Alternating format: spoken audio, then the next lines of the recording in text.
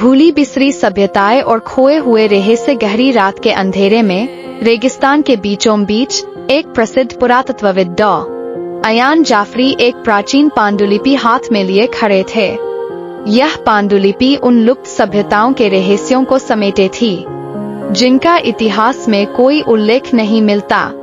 किंवदंतियों में कहा जाता था कि यह सभ्यता अद्भुत ज्ञान और शक्तियों से परिपूर्ण थी, लेकिन एक दिन अचानक ही यह दुनिया से लुप्त हो गई।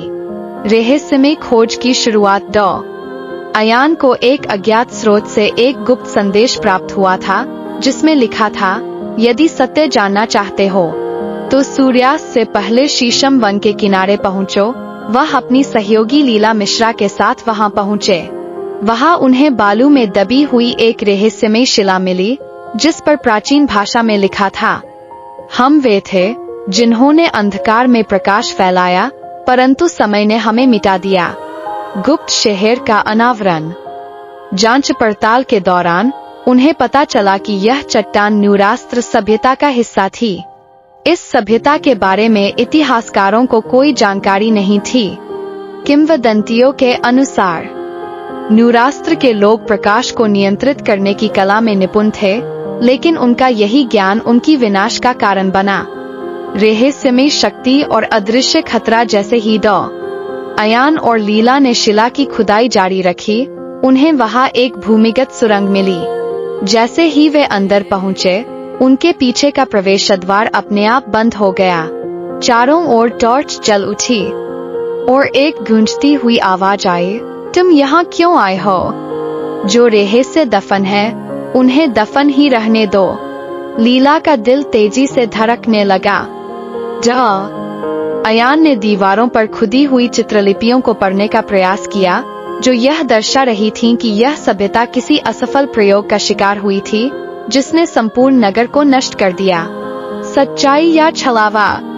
अचानक धरती कांपने लगी। उनके सामने हल्की रोशनी में एक छाया मूर्ति प्रकट हुई, न्यूरास्त्र के अंतिम संरक्षक के रूप में। उसने उन्हें चेतावनी दी, यदि तुम इस स्थान के रहस्य को बाहर लेकर गए तो तुम्हारी दुनिया भी उसी अंजाम तक पहुंचेगी। यह एक कठिन निर्णय था। क्या वे इस अद्भुत खोज को दुनिया के सामने लाए या हमेशा के लिए इसे दफना दें? रोमांचक मोड़ और अप्रत्याशित अंत। डॉ. अयान ने तय किया कि इस ज्ञान को सुरक्षित रखा जाएगा, लेकिन तभी लीला की नजर एक प्राचीन दीवार पर पड़ी जिस पर रक्त से कुछ लिखा था, हमारा अंत अब तक पूरा नहीं हुआ। लीला ने घबराकर पीछे देखा, लेकिन उसी क्षण जमीन फिर से हिलने लगी। सुरंग का मार्ग तेजी से बंद हो रहा था। वे दोनों दौड़ने लगे, लेकिन तभी एक जबरदस्त विस्फोट हुआ और उनके पीछे की दीवार गिर गई। धूल के गुबार के बीच हल्की रोशनी में एक आकृति दिखाई दी। कोई उनका पीछा कर रहा था। क्या डॉ. अयान और लीला इस भयावह स्थान से सुरक्षित निकल सकेंगे, या यह सभ्यता अभी भी किसी अज्ञात शक्ति से संचालित हो रही है?